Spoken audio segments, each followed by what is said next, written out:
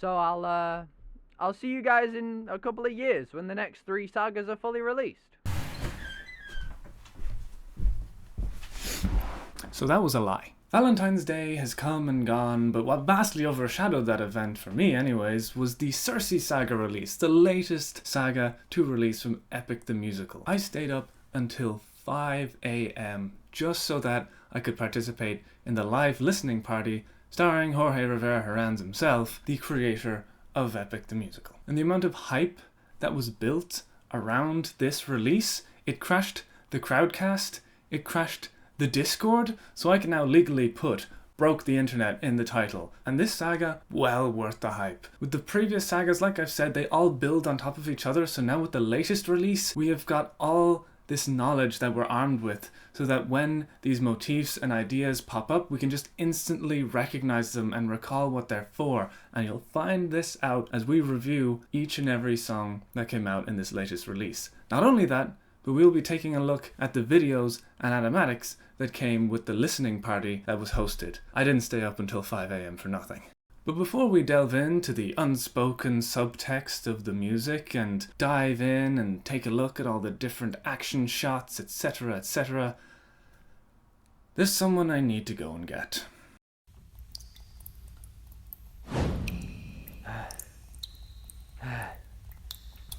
I'm just a man. But when does a typo become misinformation? When does the reason become the blame? Why do I get put in the naughty corner? When does a typo become misinformation? When does the reason become the blame? Why did you get put in the naughty Forgive. Will you be allowed to leave the naughty corner? Forgive me. I'm just a man. Hey Brandon, you're out of the naughty corner. You've been out of there for a while. You're good. Okay. Finally, I have been freed. This time, I will read the script properly so I don't make any mistakes ever again. Because I, Brandon, the person reading the script right now, will remember to proofread and record several takes of lines to make sure I don't make any mistakes. And Odysseus did in fact not lose half of his crew who were killed by Poseidon in the Ocean Saga. So let's get right into it. Correct me if I'm wrong, and don't worry, we sometimes are. But up until now, the only way that the Epic the Musical community could enjoy the musical visually was through vertically recorded music videos made by Jorge, or through the beautiful and amazingly crafted animatics made by the community. Check them all out. But for the CIRCE Saga, we were finally given a fully edited sort of music video to go along with the story, with lyric videos included that are just so visually pleasing to me. It even features a short animatic from the amazingly talented Mercy, who I wasted no time telling about how incredible I thought that was. Oh my god, they just check them all out right now, all of them, every single one of them. Animatic creators are just incredible. But now the moment you've been waiting for, the songs. Hopefully we are able to include little snippets of them, but it seems not even Jay himself can upload his own songs on TikTok because they're not original. You know, on TikTok you can't upload things that are unoriginal. So if we can't get away with it, we'll try and make our own original music to help describe what's going on.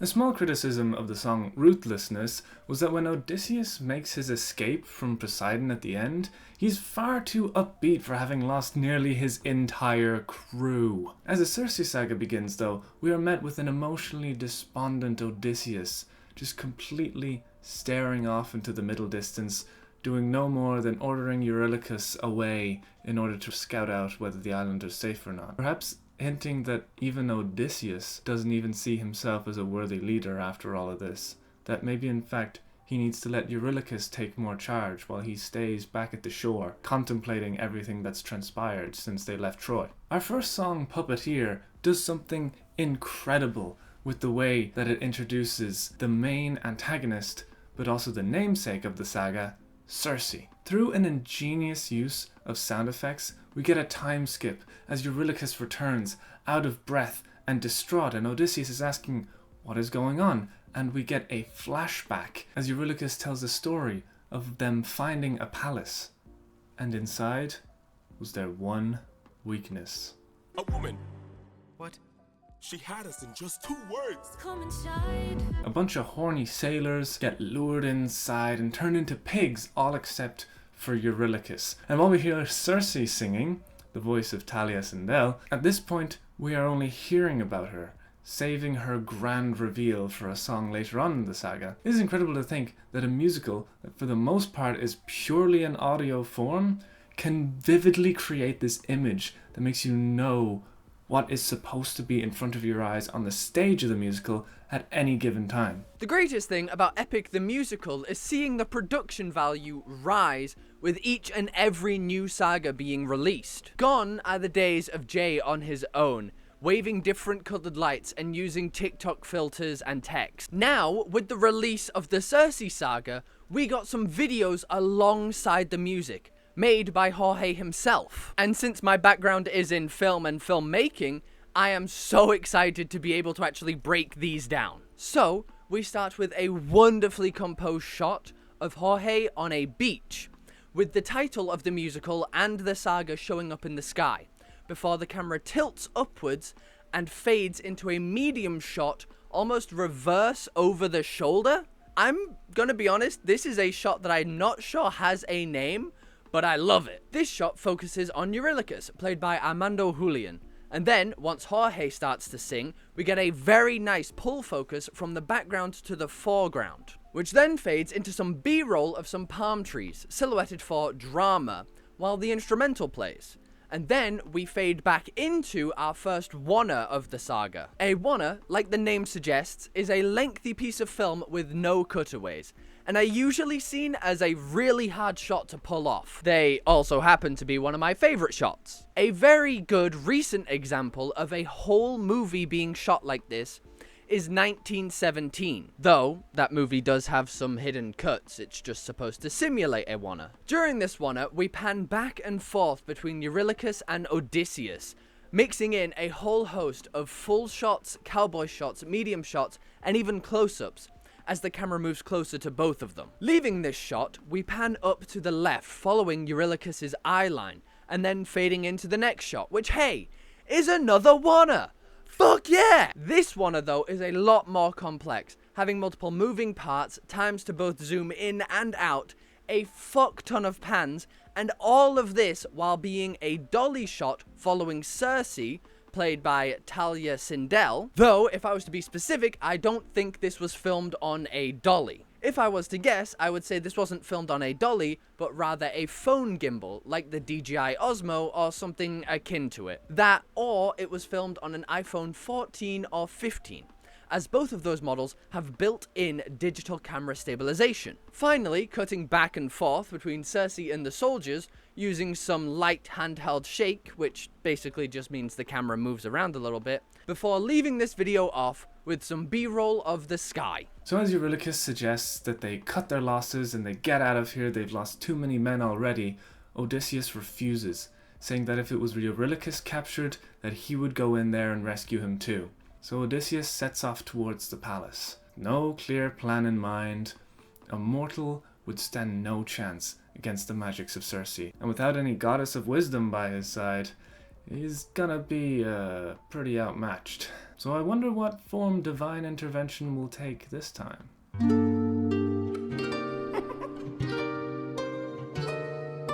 Troy Doherty, as Hermes, absolutely owns this saga. I can see why so much of the promotional material is the Hermes Saga. And the Hermes and Jay series gives me life every time I see it. He only gets one song, 1/4 of the saga, but for the short time that we spend with him, Hermes is an absolute delight, and his song is full of some funky, chunky tunes. He's represented by these synth instruments and this sort of funk style of music that really goes to show that he is just the no shits given, herb dealing kind of god that is here to help Odysseus. Wouldn't You Like opens with Hermes' iconic laugh as he appears to Odysseus to give him the power to fight Circe, using the power of a divine herb which he calls Holy Moly. And then we get hit with the EastEnders drums. For those of you who aren't from this side of the Atlantic, if Epic the Musical was aired on the British broadcast channel,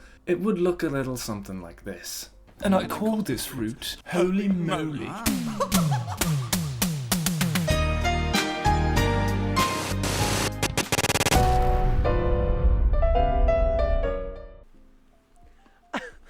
I just want to dress normal for one video. This next video, which is also a wanna, starts with a shot low to the ground, while slowly rising to show us more of Odysseus. This is known as a pedestal shot, or a pedestal up. The start of this reminds me of some shots from the UALA spin-off episode 0 by Riven X3i. Though those shots were filmed on a GoPro, and I still bet my stars that this is filmed on something like an iPhone. Though it doesn't specifically have to be an iPhone, it could be any phone that has digital stabilization. iPhone is just the one that I know of. The camera starts to spin around Jorge as the lyrics from the video start to play, and then it starts to spin back around so far that it actually breaks the 180 rule of filmmaking. Though, like most rules in film, these are more like guidelines. And breaking these filming rules usually has a pretty solid reason behind it. The reason it's done here is to show the audience a sense of confusion from Odysseus. Then we're panning back around Odysseus and pulling away, making him smaller in frame, only adding to this idea of him being confused and lost. Before cutting to the very fashionable Hermes, played by Troy Doherty, again doing a pedestal up shot, but this time in a close-up format. There's so much to this song that unfortunately Jay has actually already covered a lot of it, so if you want anything more about it, you can go and check out his short snippets that are plastered around all different platforms: TikTok, Instagram, YouTube, you know where to find them. So now the tables have supposedly been turned, or at least the playing field has been leveled. Though Hermes' departing words don't fill us with any amount of confidence, as the herb's powers are only temporary, and Hermes says, hey, you could still die. He will still have to be a warrior of the mind if he's to get through this. In a battle where he is physically outmatched by Circe's powers, he's going to have to engage in a battle of wits.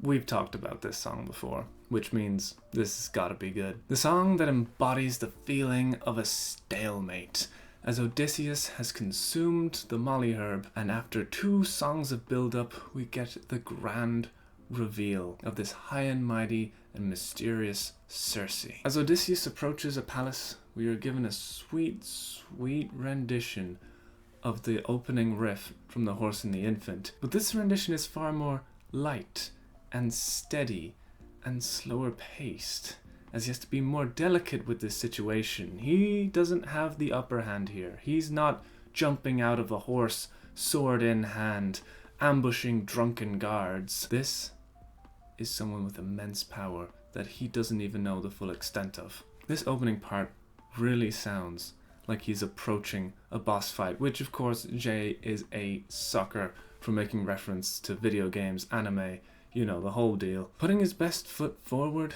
Odysseus and Circe have a verbal back and forth, which starts off very polite and mannerly, but begins to escalate and is far more harsh than the actual original demo of this song that we had previously heard. Odysseus is shown a dark mirror of himself in Circe. Circe has already been burned by previous people, and so therefore gives no chances. In order to protect the nymphs that she has the duty of care for, she does not allow any visitors to prove whether they are good or evil. She just immediately gets them in under the spell and eliminates them as a potential threat. And this is who Odysseus might become if he heeds the words of Poseidon in ruthlessness and turns off his heart and becomes this monster that will give no one any chance at any point through the rest of this story. We thought it might be very cut and dry that this is where Odysseus would be heading towards, but maybe in this saga we might see a different side to that argument, that maybe greeting the world with open arms, as we see Odysseus putting his best foot forward,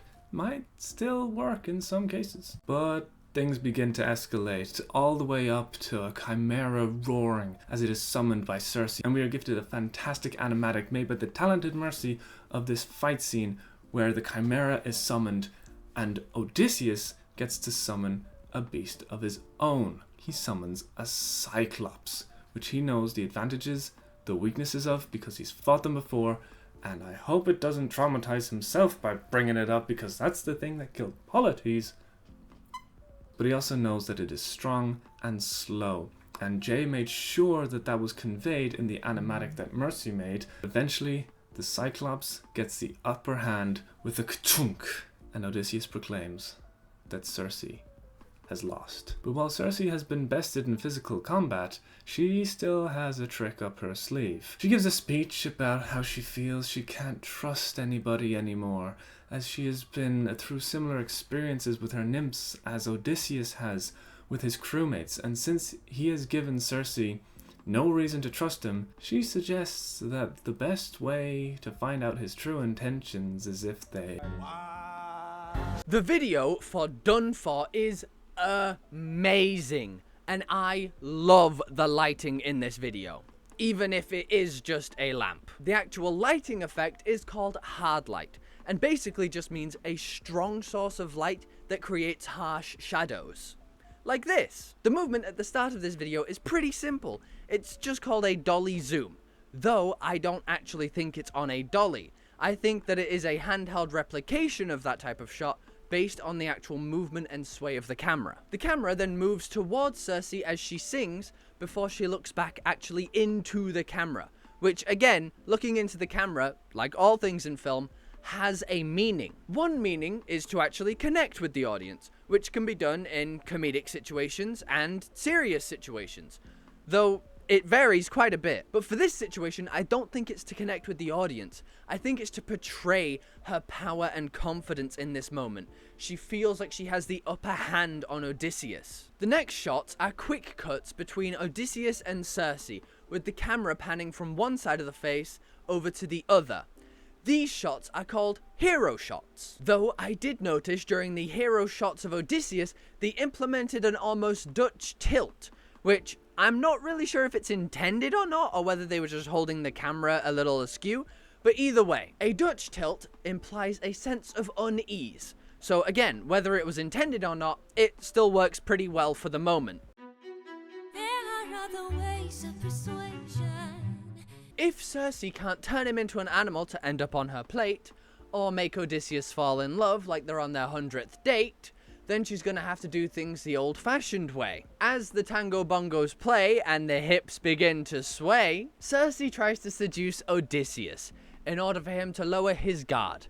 And unfortunately for Odysseus, he's just a man. As the music and vocals begin to layer on top of each other, you may also get lost in the almost hypnotic pattern, when suddenly, as Circe is about to strike, Odysseus snaps out of it, and we hear the Penelope motif. And even before he mentions it, we know where his thoughts are. The reason he's been through all the pain and strife on his journey. He must get back to his wife and son. And showing complete vulnerability, he explains this to Circe. It's been 12 long years since he's seen his wife and wait. Did Jorge make a mistake with numbers as well? I'm not the only one.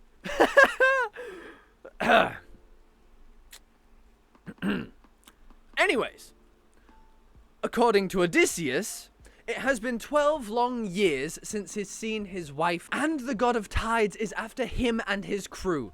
So he begs her to let him and his crew leave. Now it's Circe's turn to see that Odysseus is the other side of the coin to her, that he is who she was before she had turned off her heart and become so ruthless. In this song, it's sort of strange that Odysseus has taken over the role of Polites, and is trying to convince Circe to start greeting the world with open arms as he was once told to. And surprisingly, in this rare victory, it works, and Circe not only releases his men, but also gives him a way to evade Poseidon in the future. But the way to do that is by finding a prophet that is in the underworld.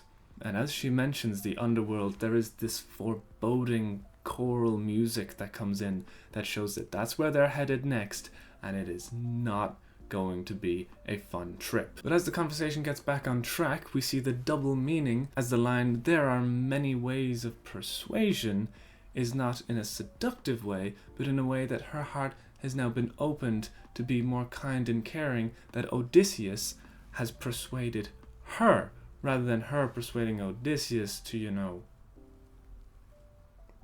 And in this moment, she realizes that if she performs some act of kindness, that it might lead to acts of kindness towards her in the future, and that at some point there will be no need for a puppeteer, and she'll be able to live in peace while welcoming people to her island and her palace, and not have to be so ruthless to protect her nymphs. And as her vocals rise, and the spell begins to break, and the dancing music that the soldiers were lured in with begins to play again, we hear the soldiers' voices join in to the whole crescendo and finality of the last song of the saga. And as the song ends, the spell is broken, and they return from pigs to their human form and join in with the truly beautiful vocals from Talia. The final video we get is just one long wanna, which makes me really fucking happy. The wanna starts with a normal over-the-shoulder shot this time, focused on Circe,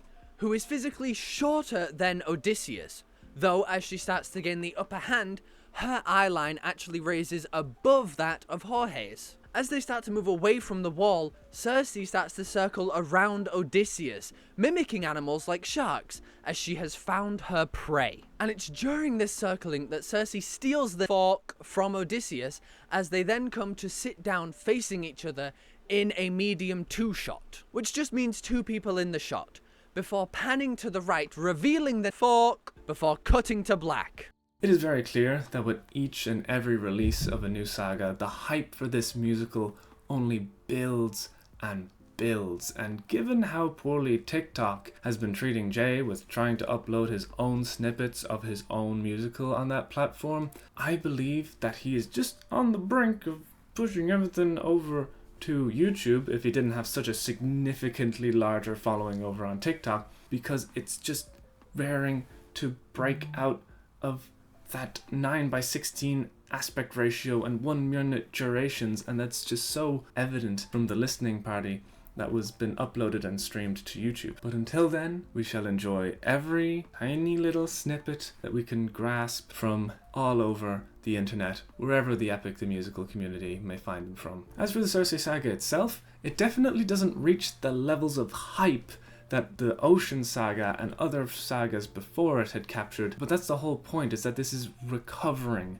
from that, as we see in the start of Puppeteer. And it definitely feels like Jay was experimenting with layerings of harmonies and the separation and combination of vocals, that is definitely seen in Wouldn't You Like, with the harmonies as they go and come back together, and at the end of The Other Ways, as Talia begins to sing up and the soldiers come back in and start singing through these different melodies. And while it did make some parts of it sound quite busy, Jay handled it so well to the point where, and I hate that I'm just echoing his words, it feels crunchy and paunchy. Most of all, this saga made me laugh the most, and that might not just be the EastEnders drums playing in the middle of it, and I feel like I need to listen to it another 10 times over just to tease out all the itty-bitty little details that are played. And I'm sure you in the comments are going to let me know some that you found throughout the CIRCE Saga, which I really hope that you do, because it is so much fun to see what other people heard and the connections that they draw between different things that both myself and Brandon missed. And of course, our ever-continuing theme of ruthlessness and that versus greeting the world with open arms and kindness continues through this saga. Also, with, once again, Odysseus playing more of the part that Polites did in the Troy Saga, trying to convince Circe not to cut off her heart and to reopen it to the world to live a more kind and peaceful life. And so it seems that in the CIRCE Saga, while we thought that coming out of the Ocean Saga was cut and dry, that, ruthlessness, obviously he's lost nearly his entire crew just because he didn't kill the Cyclops. But no, it seems that greeting the world with open arms still has its merits, and this back and forth within Odysseus's mind and heart is still ongoing as we head in to the Underworld Saga. And I cannot wait for that to release, and we shall see all of you there when it does release. Right, let's get this stuff off me. I would love nothing more than to not look like a JoJo's reject. Good lord. I feel like a JoJo's character in this.